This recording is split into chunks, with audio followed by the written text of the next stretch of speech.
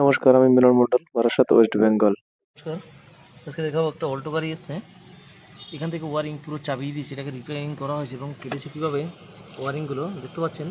কীভাবে ওয়ারিং কেটেছে এবং কিছু তার আমি ফেলে দিয়েছি অলরেডি। ইঁদুর এখানে খেয়ে পায়খানা করে রেখে গেছে এবং এখান থেকে এখানে কেটেছে। এর আগে একবার কাস্টমার করেছেন, তাও আবার কেটেছে। এই হলো তার, আমি কুড়ালাম নিচ থেকে, এইগুলো সব কেটেছে। এরকম মোটা ওয়ারিং কেটে দিয়েছে। এই যে জলের পাইপ আছে ওয়াইপারের, এই জলের পাইপ পর্যন্ত কেটে দিয়েছে। আর এখানে কাটেনি, গাড়ি কম চলে যেহেতু সেই কারণে। আর ভিতরে কি কন্ডিশন একবার দেখাই। ভিতরে কাস্টমার জানিয়েছে এসি চালালে যখন ব্লুয়ার অন করা হয় তখন এটা ফরফর করে আওয়াজ আসে। তো আমি সেই পারপাসে চেক করলাম এখানে ফিল্টার আছে কি না। তো ফিল্টারে দেখলাম এখানে ফিল্টার জায়গা নেই, কিন্তু এই জায়গাটা ভালো আছে, পজিশন ভালো আছে, দেখতে পাচ্ছেন এখানে পজিশন ভালো আছে, ফিল্টার নেই। তো আমি যাই হোক এটাকে অফ করে দিলাম। এখানে ব্লুয়ার মোটর খুললাম, খোলার সাথে সাথে পেলাম এতটা পরিমাণে কাগজ, এতটা পরিমাণে জল আর এতটা পরিমাণে নোংরা এখনও আছে। দেখাবো একবার ভিতরের দিকে।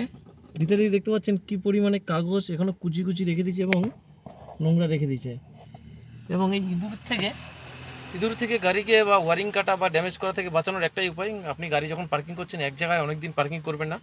গাড়ি আজকে এখানে রাখলেন, দুদিন ওখানে রাখলেন, এক সপ্তাহ অন্য জায়গায় রাখলেন, এভাবে সরিয়ে যখনই আপনি পার্কিং করবেন তাহলে আপনার এই ড্যামেজ থেকে এই ড্যামারেজ থেকে আপনি বাঁচতে পারবেন। তা না হলে কিন্তু আপনার বড়সড় ক্ষতি অথবা ড্যামারেজ বেশি হবে, কেননা ইঁদুর আপনাকে জ্বালাবে। আর ইঁদুর পরিষ্কার পরিচ্ছন্ন জায়গা বা নোংরা জায়গা হলেও জ্বালাতে পারে, কোনো অসুবিধা নেই, যে কোনো জায়গায় কাজ করতে পারে, তাতে আপনার ক্ষতি হবে। আপনি কত রিপেয়ারিং করাবেন, কত চেঞ্জ করবেন এবং কত পয়সা খরচা করবেন, এভাবে ইঁদুর টানালে আপনার ক্ষতি করতেই থাকবে। তাই হোক, ইনফরমেশন যদি ভালো লাগে লাইক করবেন, কমেন্ট করবেন, শেয়ার করবেন এবং চ্যানেল যদি নতুন থাকেন চ্যানেলটিকে অবশ্যই সাবস্ক্রাইব করবেন।